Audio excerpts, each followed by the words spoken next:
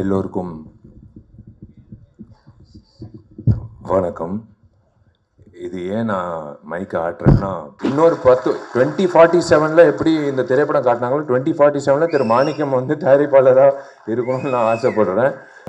கட்ட போகிற அந்த ஆடிட்டோரியம் வெளியே நாங்கள் திரைப்படத்துக்கு அப்புறம் உங்களுக்கு எந்த பிரச்சனையும் இல்லாமல் சின்ன திரைப்படம்லேருந்து இப்போ எந்த திரைப்படமாக இருந்தாலும் உங்களுக்கு பயன்படும். ரிவ்யூ எடுக்கிறதுக்கு வராங்கன்னா, மைக்கு நீட்டிக்கிட்டு வராங்கன்னா, தயவுசெய்து தப்பாக நினைக்க வேணாம். நீங்கள் தப்பாக நினச்சாலும் I'm sorry, I have to என் ஆதங்கத்தை நான் தீக்கணும்.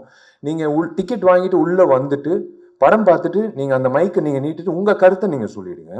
ஆகஸ்ட் 29 என் பிறந்தநாள் அன்னைக்கு கண்டிப்பாக ஒரு நல்ல ஒரு செய்தி இருக்குது. கண்டிப்பாக எல்லோருக்கும் வணக்கம். இது ஏன் நான் மைக்கை ஆட்டுறேன்னா, இந்த வீடியோவும் வைரல் ஆகி மதகஜராஜா எப்படி ஹிட் ஆக்குனீங்களோ அதே மாதிரி ரெட் ஃப்ளவர் படமும் இந்த உலகம் முழுக்க இந்த விழாவோட வீடியோ போய் சேர்ந்து ரெட் ஃப்ளவர் படம் பார்க்கணுன்னு நான் வேண்டிக்கிறேன். அதனால தான் இந்த செய்கை செஞ்சேன்.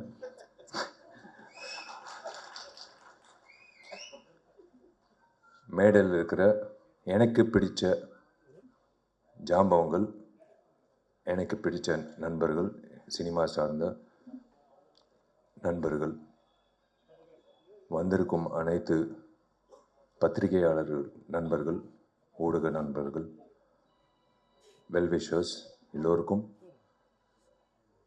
நான் காலை வணக்கத்தை தெரிவிச்சுக்கிறேன். முதல்ல உங்கள் எல்லோருக்கும் பி வாசு சாராக தெரியும், லெஜெண்டரி ஃபிலிம் மேக்கர். எனக்கு P Vasu uncle. P Vasu sir வந்ததுக்கு ரொம்ப நான் இந்த குழு சார்பாக நான் நன்றி தெரிவிச்சுக்கிறேன். ஏன்னா பி வாசு நிறைய இயக்குநர்கள் ஒரு படம் 2 படத்துலேயே அப்படியே போயிடுறாங்க. ஆனால் இன்றைய வரைக்கும் அப்போலேருந்து இப்போ வரைக்கும் இன்னும் பி வாசு சார் நம்ம மனசில் நிற்கிறாருன்னா that's because of his films and that's because of his vision. அதே மாதிரி எனக்கு பிடிச்ச நிறைய நடிகர்கள் என்னோட நண்பர்களாக இருக்கிற அஜய் ரத்னம் சார், சுரேஷ் மேனன் சார், எங்கள் வயசுக்கு இணையாக இருக்கிற வைஜி மகேந்திரன் சார், ஜான் விஜய் டார்லிங் எல்லோரும். அதே மாதிரி டாக்டர் சுராஜ் சார். நிறைய பேருக்கு பட்டம் கொடுக்குறாங்க டாக்டரு, இவருக்கு முதல்ல கொடுக்கணும். ஏன்னா டாக்டர்கிட்ட நம்ம போகிறது சிகிச்சைக்காக. அப்பா சந்தோஷமாக வெளில வந்தோம், நம்ம சரியாக இருக்கும். ஏன் டாக்டர் சுராஜ்னு சொல்கிறேன்னா, நிறைய பேர் அவரோட காட்சிகள் நிறைய ஐபிஎஸ் ஐஏஎஸ் ஆஃபீஸர்ஸ் எனக்கு சொல்லியிருக்காங்க. அவங்களுக்கு 10:30 தான் அவங்களுக்கு டைமே கிடைக்கும். நிறைய எக்ஸ் ஜட்ஜஸ்ஸு, சர்ஜன்ஸு, டாக்டர்ஸு எல்லோரும் பார்க்குறது ஆதித்யா சேனல், சிரிப்பொலி சேனல். அதில் இவர் இயக்குன என்னோட படமும் உட்பட இவர் இயக்குன பல படங்களில் வடிவேலண்ண காமெடி, சுராஜ் சாரோட சென்ஸ் ஆஃப் ஹியூமர் அவங்களுக்கு மெடிசனா. அவங்களுக்கு அன்னைக்கு இருக்கிற ஸ்ட்ரெஸ் எல்லாமே இறக்குறது அவரோட திரைப்படங்களில் வர நகைச்சுவை காட்சிகள். ஸோ அந்த வகையில் அதனால தான் டாக்டர் சுராஜ் சார்ன்னு சொன்னேன். ரொம்ப சந்தோஷம் சார். யூஸ்வலாக ஹீரோ தான் கெட்டப் மாற்றி வருவாங்க ஃபங்க்ஷனுக்கு. ஃபஸ்ட் டைம் ஒரு இயக்குனர் கெட்டப் மாற்றி வந்திருக்காரு. முதல்ல இந்த விழாக்கு இப்படி அரங்கம் நிறைந்த ஒரு காட்சியாக அளிக்குதோ அதே மாதிரி இந்த திரைப்படம் ஆகஸ்ட் 8 ரிலீஸ் ஆகும்போது இதே மாதிரி அரங்கம் நிறைந்த காட்சியை பார்க்கணுன்றது என்னோட ஆசை. ரொம்ப நன்றி. நீங்கள் முதல்ல ரெட் ஃப்ளவர் திரைப்படத்துக்கு இந்த விழாவுக்கு வந்ததுக்கு எல்லோரும் ரொம்ப நன்றின்னு சொன்னாங்க. இல்லைங்க, இது என்னோட கடமை. தயவு செஞ்சு இந்த சின்ன படம் பெரிய படம் அப்படியெல்லாம் சொல்லாதீங்க. இந்த வெள்ளி திரையில் என்ன காணப்படுதோ அதுதான் படம். அது சின்ன ஹீரோவாக இருந்தாலும் பெரிய ஹீரோ இருந்தாலும் புதுமுக இயக்குனராக இருந்தாலும் பெரிய இயக்குனராக இருந்தாலும் எதுவாக இருந்தாலும் திரைப்படம். ஸோ அந்த வகையில் என்னோட கடமையாக என் நண்பன் போராளி விக்னேஷ் அவர்களுக்காக நான் எல்லாத்தையும் ஒதுக்கி வச்சு, எல்லோருக்கும் வேலை இருக்கும், பட் இருந்தாலும் இந்த வேலை ரொம்ப முக்கியமான வேலை. நான் விக்னேஷ்க்கு உறுதுணையாக இருக்கணும்னு ஆசைப்பட்டு நான் வரேன்னு நான் சொன்னது காரணம் அவர் அவர் மனசார பேசினார் பாருங்களேன். அவர் எவ்வளோ கஷ்டப்பட்டு எவ்வளோ அவமானங்கள் தாங்கி எவ்வளோ முயற்சிகள் பண்ணி இந்த திரைப்படத்துக்கு வரைக்கும் வந்திருக்காருன பயணம். அது வந்து அவரோட வழியில் வந்து எனக்கும் அந்த அந்த உணர்வு இருக்குது.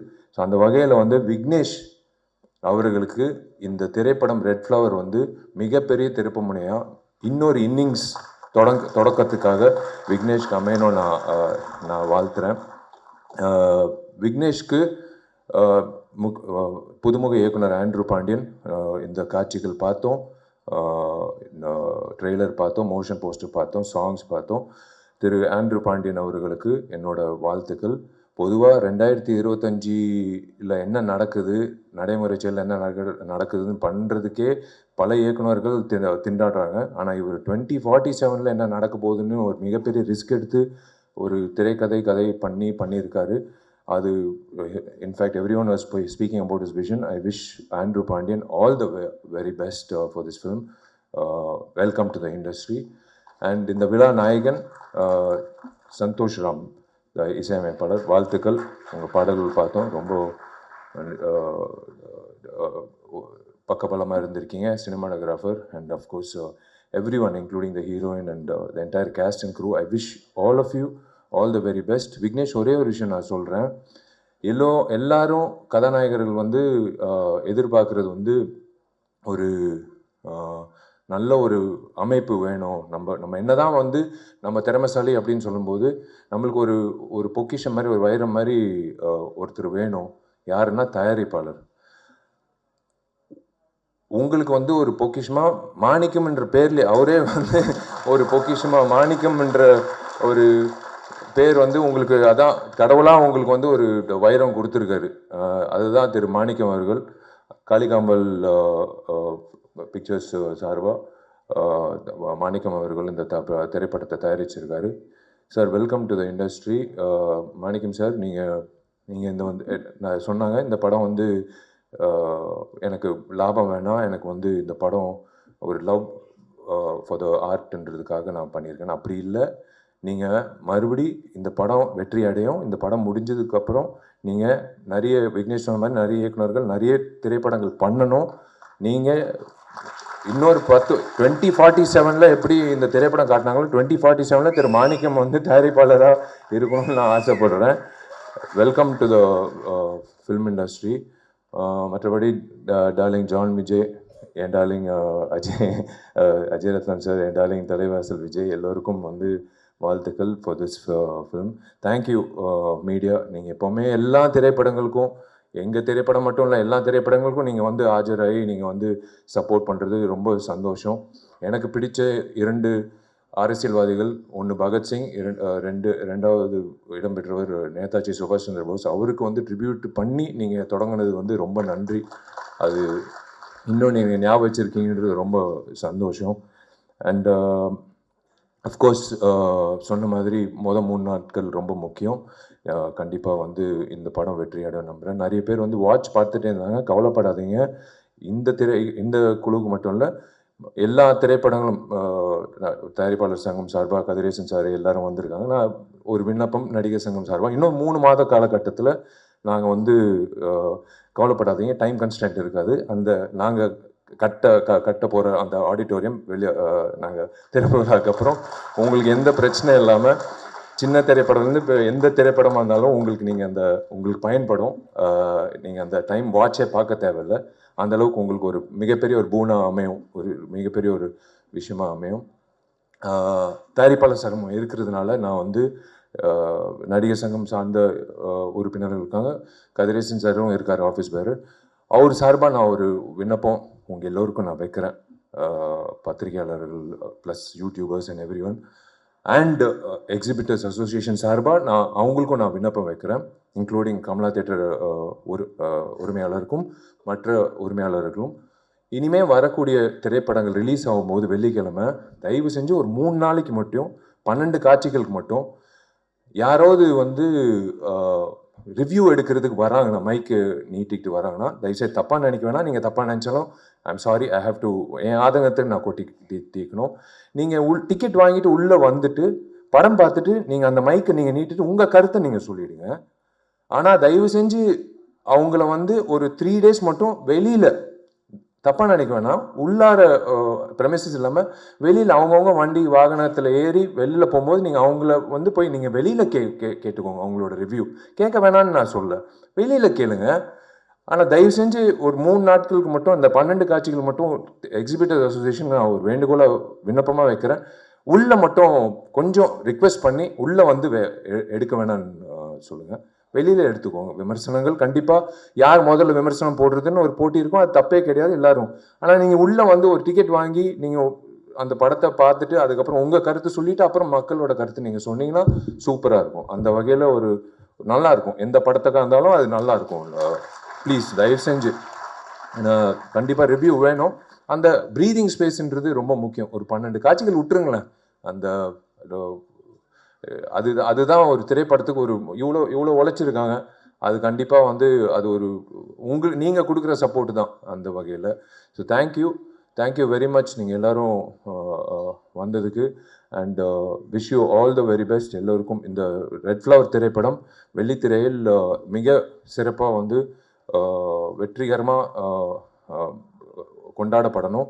அதே வகையில் தயாரிப்பாளர் சங்கத்துக்கு இன்னொரு விண்ணப்பம் என்னென்னா, கதிரேசன் சார் ஒரு விழிப்புணர்வாக நீங்கள் வந்து ஒரு குழு அமைச்சு வரக்கூடிய புதுமுக தயாரிப்பாளர்களுக்கு இந்த ஓடிடி சேட்டலைட்டோ இல்லை ரிலீஸ் ஆகும்போது அவங்களுக்கு ஒரு சப்போர்ட்டோ, எப்படி ரிலீஸ் பண்ணணும், எந்த தேதியில் ரிலீஸ் நம்ம பண்ணியிருக்கோம். ஆக்சுவலாக ரெகுலேஷன் கமிட்டி மாதிரி பண்ணியிருக்கோம். ஒரே நாள் வந்து 10 திரைப்படம் ரிலீஸ் ஆகுது. அது வந்து எத்தனை காட்சிகள் வருதுன்னு சில தயாரிப்பாளருக்கு தெரியல. எனக்கு 100 தியேட்டர் வருதுன்னு சந்தோஷமாக அலுவலகத்தில் உட்காராங்க. ஆனால் 100 தியேட்டரில் 400 காட்சி வருதான்னு தெரியாது. 100 காட்சி தான் வருது. அது காலை காட்சி 9:30 மணினா எங்கள் வீட்டில் எங்கள் அம்மா அப்பாவே போக மாட்டாங்க என் படம் ரிலீஸ் ஆகும்போது. ஸோ அந்த மாதிரி வந்து கரெக்டாக அமைச்சு கொடுத்தா தயாரிப்பாளர்களுக்கு வந்து ஒரு மிகப்பெரிய ஒரு சக்தியாக இருக்கும். நீங்கள் எல்லோரும் வந்து ஒரு பக்கபலமாக எல்லா திரைப்படத்துக்கும் இந்த திரைப்படம் வெள்ளிக்கிழமை இத்தனை திரையரங்கத்தில் இத்தனை காட்சிகளில் ரிலீஸ் ஆகுது, கவலைப்படாதீங்க அப்படின்னு சொல்லும்போது அவங்களுக்கு ஒரு சந்தோஷமாக இருக்கும். அண்ட் ப்ளஸ் அஃப்கோர்ஸ் எல்லாரும் அந்த ஓடிடி பிளாட்ஃபார்ம் அப்படின்னு வரும்போது நீங்கள் சப்போர்ட் பண்ணிங்கன்னா நல்லாயிருக்கும். மற்றபடி தேங்க்யூ, காட் பிளஸ் யூ. நீங்கள் எல்லோரும் நல்லா இருக்கணும். Thank you very much. எல்லாருக்காண்டி ஒரே ஒரு கொஸ்டின். நடிகர் சங்கம் திறப்பு எப்போது? அதே மாதிரி உங்களோட மேரேஜ் அனௌன்ஸ்மெண்ட் அந்த டேட் வந்து ஆகஸ்ட் 29 கன்ஃபார்ம் இல்லை சொன்னாங்க. நீங்கள் ஏற்கனவே அறிவிச்சிருக்கீங்க. 2 மட்டும் எங்களுக்காக சொல்லிடுங்களேன். நீங்கள் புடவை பட்டு புடவை கட்டும் போதே எனக்கு தெரியும் நீங்கள் புடவைக்காக தான் இது கேட்குறீங்க. என்ன அதுக்கு தான் கேட்குறாங்க, வேற ஒன்றும் இல்லை. ஏன் தேதி எப்போன்னு இல்லை, அவங்களுக்கு நான் இப்போ கவிதா வந்து என்னோட க்ளோஸ் ஃப்ரெண்டு, அவங்களுக்கு புடவை எப்போ வரும்னு வந்து போய் சேரும். அங்கிட்டு தேவராஜ் அண்ணன் வந்து அவங்க வீட்டுக்கு எப்போ போய் சேரும். இங்கிட்டு ஒருத்தர் இருக்கார் மீனாட்சி சுந்தரம், அவருக்கு எப்போ போய் எல்லாருக்கும் எஸ் கண்டிப்பாக வந்து நான் அதாங்க 9 வருஷம் நான் எப்படியோ நான் தாக்கு பிடிச்சிட்டேன். இன்னும் 2 மாதத்தில் இருக்கும். ஆகஸ்ட் 29 என் பிறந்தநாள் அன்னைக்கு கண்டிப்பாக ஒரு நல்ல ஒரு செய்தி இருக்குது கண்டிப்பாக. ஆனால் நான் சொன்னபடி அந்த கட்டணம் எல்லாரும் பெரியவர்கள் எல்லாரும் வந்து அந்த திறப்பிழா முடிஞ்சதுக்கப்புறம் முகூர்த்தம் இப்போ நான் புக் பண்ணிட்டேன் கார்த்திகிட்ட. கண்டிப்பாக வந்து என் கல்யாணம் அங்கிட்டு தான் கட்டிடத்தில். ஆனால் அது வந்து கண்டிப்பாக வந்து நீங்கள் நினைக்கிற மாதிரி தாமதம் அப்படியெல்லாம் இல்லை, கூடி சீக்கிரம் நடக்கும். அதுக்கு தான் ஓடுறேன். இப்போது கட்டிடத்துக்கு தான் ஓடுறேன். இது முடிச்சோன்னே எல்லாரும் நினைக்கிறாங்க இவன் எதுக்கு வந்து டெய்லி காலங்காத்தால வந்து கட்டிடத்தை பார்க்குறான், கொத்தனார்லேருந்து எல்லாரும் ஆர்கிடெக்ட் வரைக்கும் இவன் கல்யாணத்துக்காக தான் வந்து அவசரப்படுத்துகிறான் இல்லைன்னா. பட் நேரம் வந்துருச்சு. இன்னொரு 2.5 months வந்துடும். 2 months வந்துடும் டெஃபினட்டாக. பட் ஆகஸ்ட் 29 கண்டிப்பாக ஒரு நல்ல செய்தி இருக்குது. அது கூடிய சீக்கிரம் நான் அறிவிக்கிறேன். நல்ல கண்டிப்பாக புடவை வந்துடும் Kavitha. Thank you all the best. God plus.